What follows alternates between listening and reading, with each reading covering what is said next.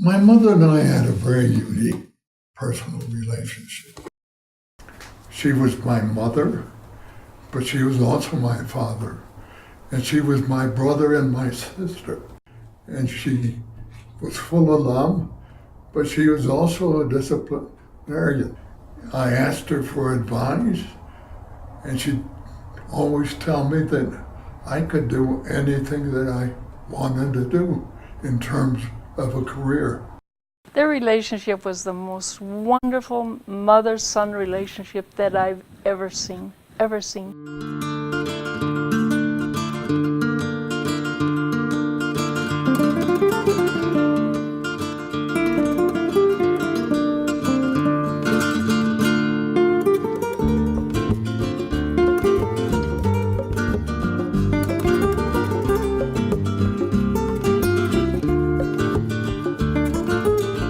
This is a story about a mother and her son. It's about a woman who built a career for herself in the middle of the 20th century while raising her boy to be as strong and determined as she was. It's a story about two people who made a difference, not only in their New Mexico homeland, but in our nation's capital and all around the world. So to tell this story, let's begin with hers. Victoria Davis de Sanchez came from Hispanic, Anglo, and Native American bloodlines, deeply rooted in New Mexico soil. As the eldest of George and Angelita Davis's 13 children, she grew up helping her father on the ranch and her mother in caring for her brothers and sisters. At age 16, while still in high school, she left the ranch to become a teacher in a one-room schoolhouse in nearby Montelargo, and that's where her career would begin. She's from Galisteo and Moriarty, those areas, goes to teach since she's a junior in high school. Dr. Mari Lucy Jaramillo is a retired educator and a former ambassador to Honduras who earned 2 degrees from New Mexico Highlands University. That's where she met Victoria de Sanchez. I think that she had an inner drive that we could see. I think that some of us are born with it and some of us aren't. And she was open and she was assertive. From that one-room school where she began as a teacher, young Victoria moved to positions in Galisteo, Lamy, and Glorieta, often doubling as both teacher and principal, all while attending school herself. We're in Glorieta, New Mexico, which is the north central part of New Mexico, between Santa Fe, New Mexico and Las Vegas. It is a wonderful community, small community, where I was privileged to go to school as a first and second graders. Leveo Victor Sanchez is Victoria's only child. My mother had completed her high school diploma through correspondence courses from the normal school in Las Vegas, which is now Highlands University. She continued her correspondence courses on her BA with the normal school, and then she went to UNM for a summer, and my father was in to pick her up. This was on, I think it was July 27th, 1930, and my father didn't show up. My mother waited for a couple of hours. While she was waiting, she saw an ambulance go by, and eventually my grandfather came by and picked up my mother and told her my father had been in an accident in Tijeras Canyon, had lost his life.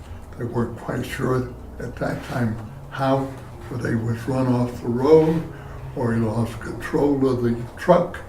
I was born about 6 weeks later, not quite 6 weeks later. And at that time, my mother goes back to Lamy as a teacher principal again. And she has hired somebody to take care of me for the initial month or or two. And then after that, she carried me in a basket into the schoolroom. So I started attending school when I was less than 3 months old, and I'm still attending school. Victoria and her husband were married only 15 months. Now a single mother, the 24-year-old Victoria returned to teaching in Lamy, where she also served as principal. And as Leveo grew, she moved back to Galisteo for a time. Then it was off to Glorietta. It was at this school that my mother started a school lunch program in 1936, which I think was probably one of the first school lunch programs in the United States. And they made the school lunch porridge lunch at the school.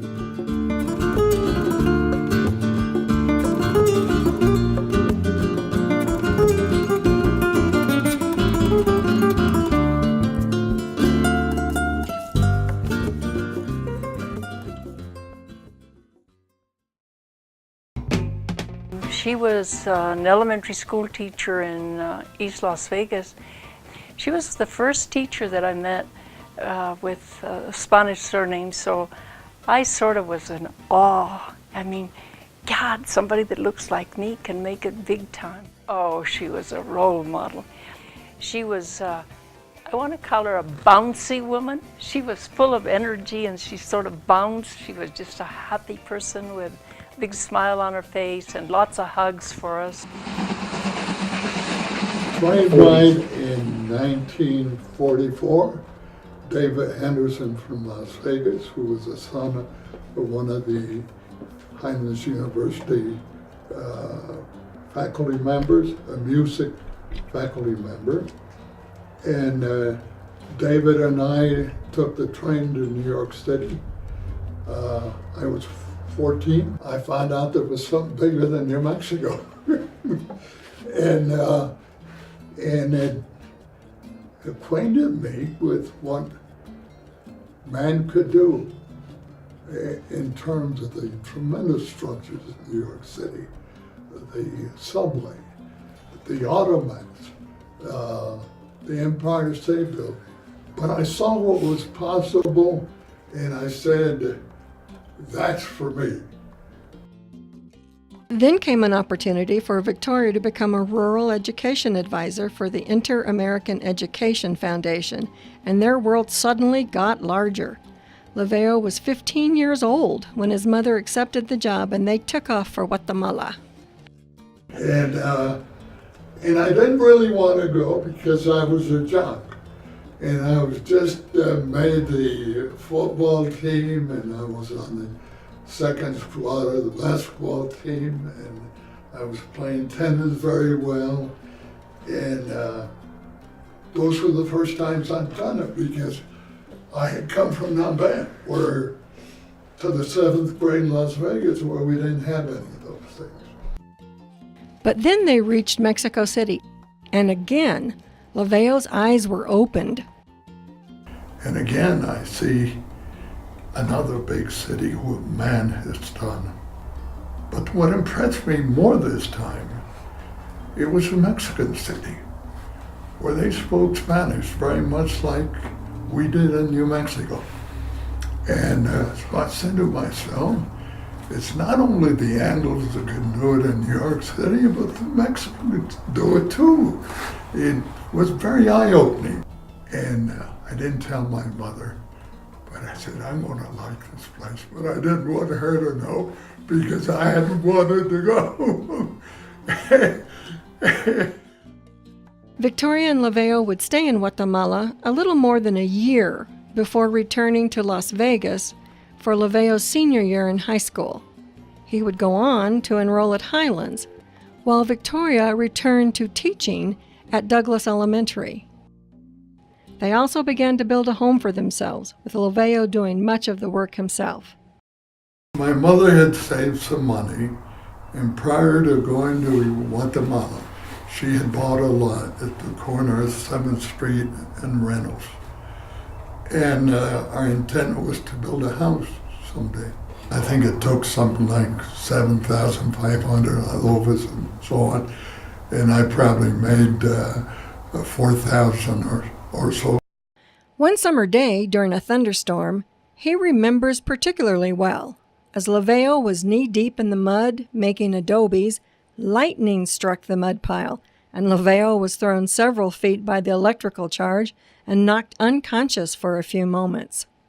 I got up, sat on a pile of dried aloes, and trying to figure out for a little while what happened.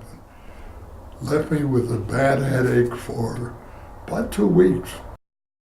I don't know what I would have done if he had been severely injured or killed, his mother wrote in her 1989 memoir.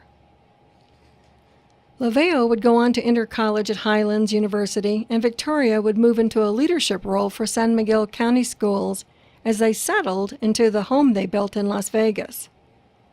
And yet, their traveling days had just begun. There's three kinds of people in the world. There's the people that make things happen, the people that watch things happen, and then the people who wonder what happened. And I think we've all seen examples of all three of those kind of personalities. But no question that Leveo clearly is in the first category where he makes things happen. And I know he credits his mother greatly for that.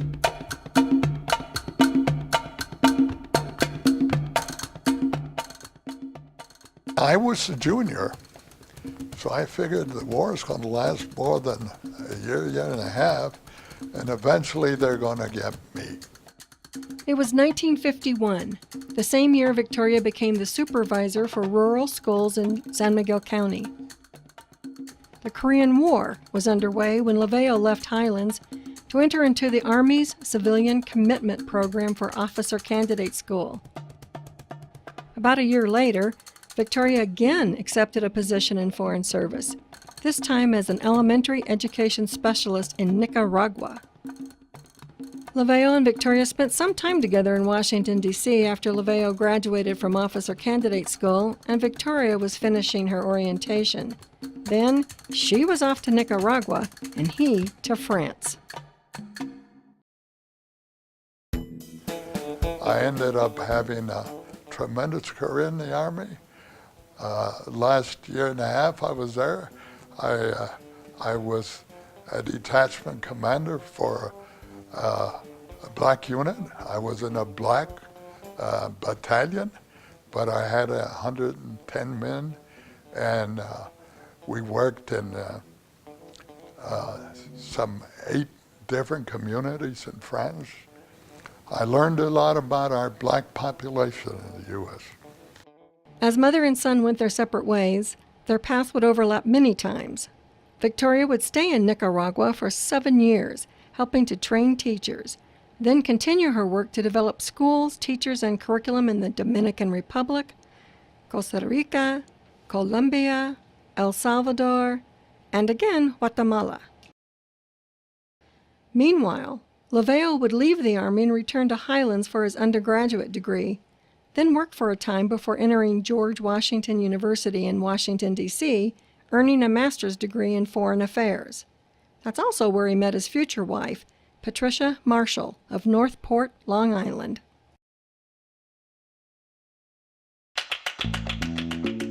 Well, I worked many, many years in Latin America. I worked in every country in Latin America. Maria Lucy Jaramillo was ambassador to Honduras in the late 1970s, but her career took her all over Central and Latin America back in the days when Victoria Sanchez was also there. She became the highest woman in our efforts in working in Latin America from our federal government. She was the top woman from New Mexico. I'd go someplace and introduce myself and say that I was from New Mexico, and immediately, oh, do you know Victoria Sanchez? What? Like if I knew Victoria Sanchez, I was in heaven. And they wanted to know all about her and all about Leveo, and I mean, like family, they just loved them. Foreign service was an ideal career for my mother.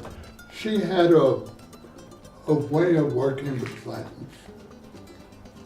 And the U.S. Foreign Service, the technical side of it, provided more opportunities. She loved dealing with Latinos, and she was very good at it. Meanwhile, Leveo pursued his own international career. In 1959, he and Patricia moved to Peru, where they had the first of 3 children and where Leveo worked as a program analyst for the International Cooperation Agency. Then in 1962, they returned to Washington to go to work for another agency doing foreign service, one that President John F. Kennedy started, the Peace Corps. Leveo was to manage its Latin American volunteers.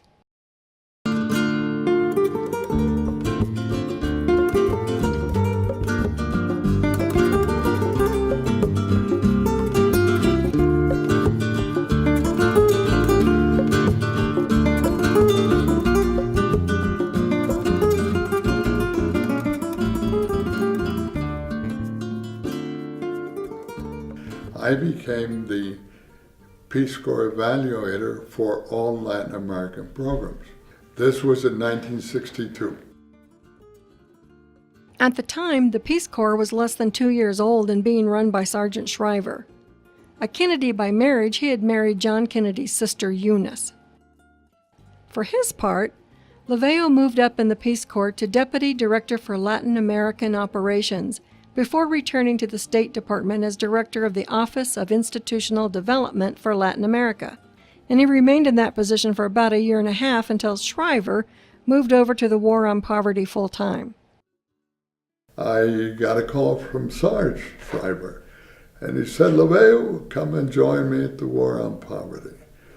So we set up an appointment, and he invited me for lunch, so I went over and had lunch.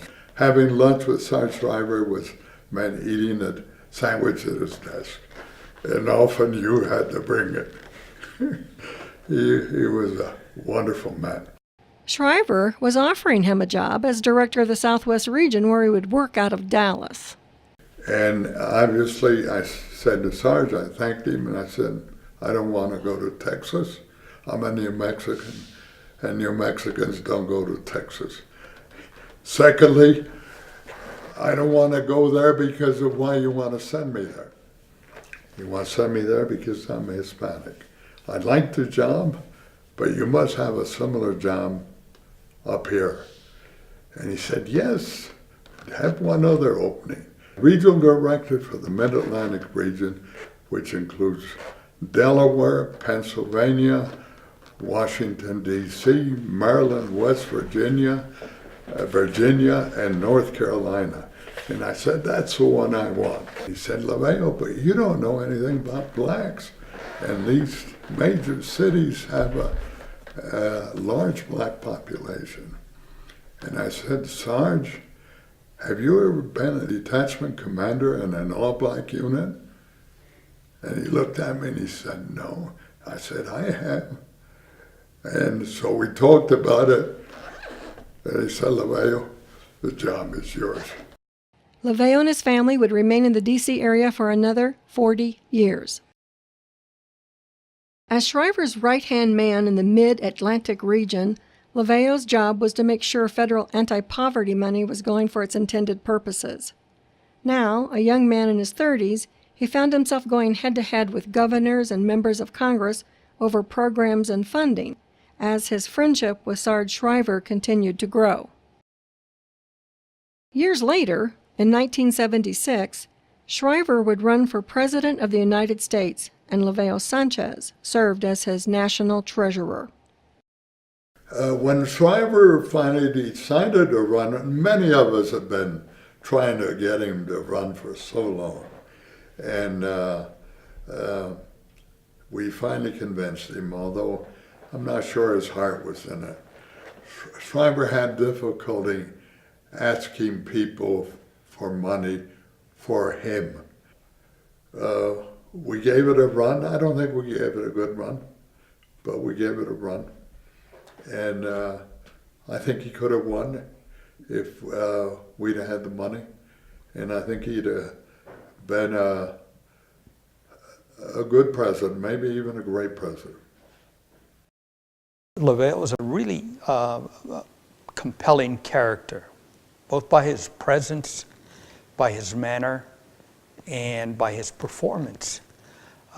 If anything, I could characterize him, and it's something he told me that I've never forgotten and that I've practiced since that time. He says, there are other people smarter than I am, but I'm going to beat them because I'm going to work harder than they are. And that was what impressed me. And it was an early teaching lesson in my professional career. And I followed that example. I had always had an interest in the private sector. And it was just a matter of time before I would spend much of my career in it. But I had to accumulate some capital. I had to become experienced in a number of things which would help me in my entrepreneurial efforts. And I had been working towards this for years, and 1968 was the right time. I was 38. Sargent Shriver had just left the Office of Economic Opportunity, the poverty program, and gone to France as a U.S. ambassador, and he was the individual I reported to. So I thought that was probably a good time to start that. Leveo was already making money in business. He had been buying, developing, and selling real estate in the D.C. area for years, but his most ambitious venture was in starting Development Associates Incorporated, an international consulting firm specializing in social and economic development. I personally did not draw wage for 18 months, so I was ready. If we were successful, we could do good for people and communities, and we could do well for ourselves. So that was sort of win-win. Secondly, it provided me with an opportunity to provide job opportunities. We started working in the U.S. on small programs. Probably some of our first contracts, believe it or not, were $500, and some of our last contracts were $100 million, but that was over a course of 36 years. Development Associates entered into contracts with the U.S. government as well as private firms working in 120 different countries around the world and in the U.S. Head Start, one of the programs Leveo helped get off the ground during his war on poverty years, became a big contract as Leveo's firm served as an outside evaluator.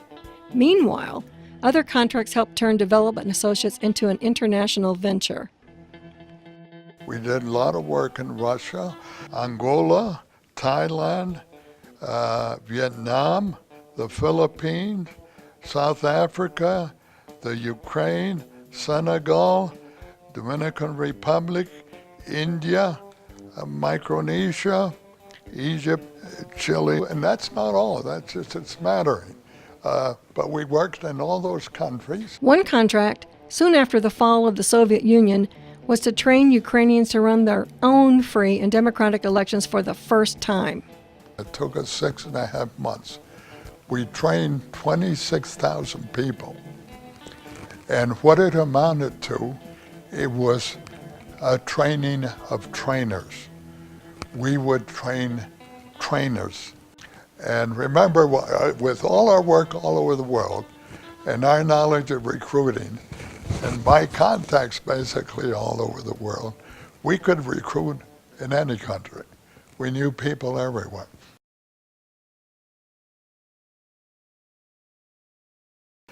They asked me to campaign for the Nixon campaign in Texas, New Mexico, Arizona, Colorado, California. And I said, no, I don't campaign for anybody. Secondly, they asked me to donate money for the campaign. I said no. Thirdly, they asked me to give 10% of the fees on my government contracts. And I said, that's illegal. I'll end up in jail. And then they asked me to print materials for the creep committee. So I said no. So they said, well, you're in trouble. So they invited me to the White House to have lunch. I had lunch with 3 of them. And they said, well, you know, we're going to cut you off on every contract and grant we can cut you off. We're going to do it. And we may put you out of business. I swallowed hard for a while, and then I said, Bill, how long have you been in Washington? He said, 4 years. I said, Weiner, how long have you been here? He said, 3 years. And I forget the other man. I said, how long have you been here? He said, 3 years. I said, I've been here 19 years. And when you leave, I will still be here. That's how we parted.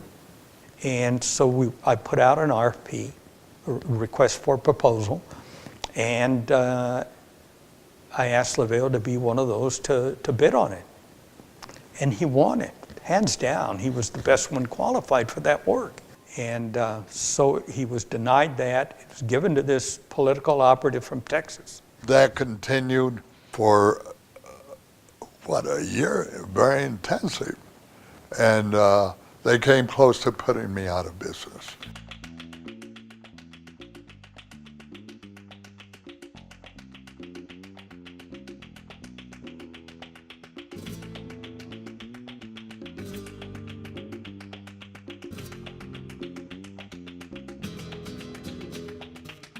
It was the Development Associates family. We were together, many of us, for almost 40 years. See, I took some of them with me from government. And then a lot of them were with me for 35, 34, 30 years. How many staff members, employees, stay with a firm that long today? Very few. Also during those years, Leveo was instrumental in starting Hemisphere National Bank in the Washington area.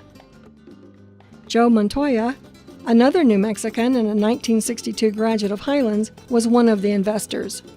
When he was at Development Associates, I did several contracts for him, manpower and economic studies for him out of his Washington, D.C. office, and had an opportunity to work with him and know him better. Later on, I was one of 13 that formed a company to charter the first Hispanic bank, and it was really his leadership and his presence and his business acumen that helped formalize this group and led to that development of that bank.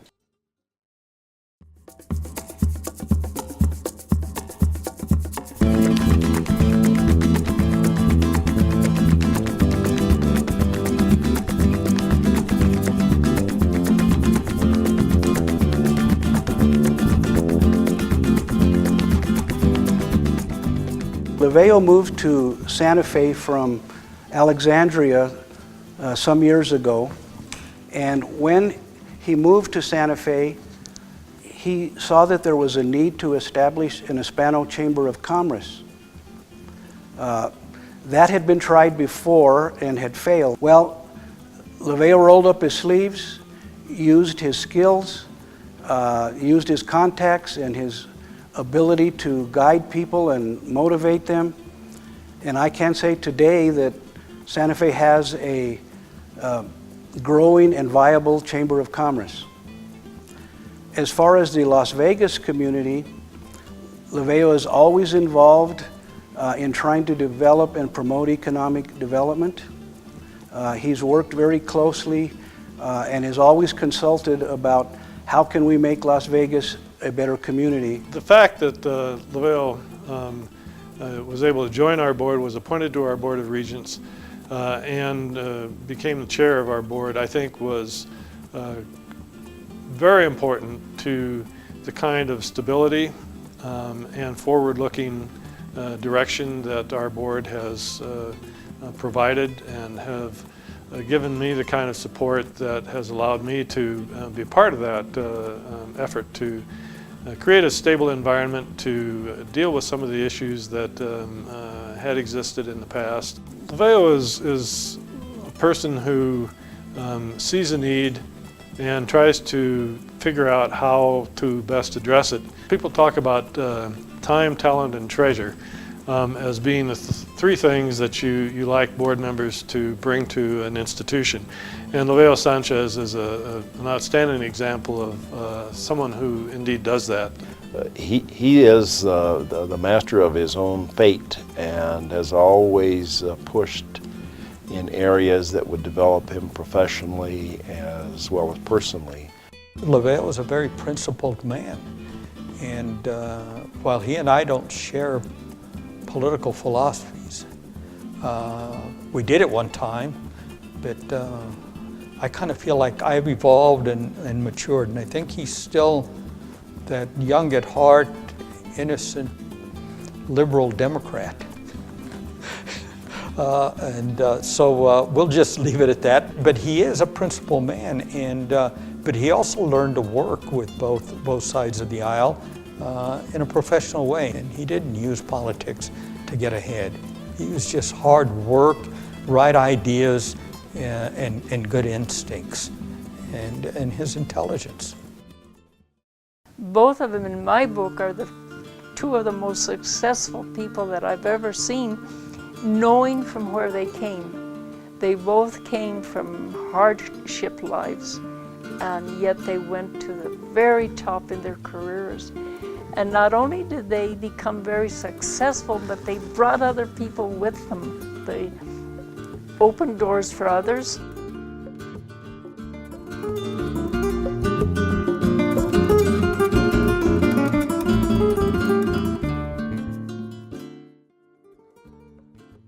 So there it is, the story of a mother and her son. A testimonial, really, to a woman and a man who left a legacy of service to the greater good. A sunset? No, a sunrise.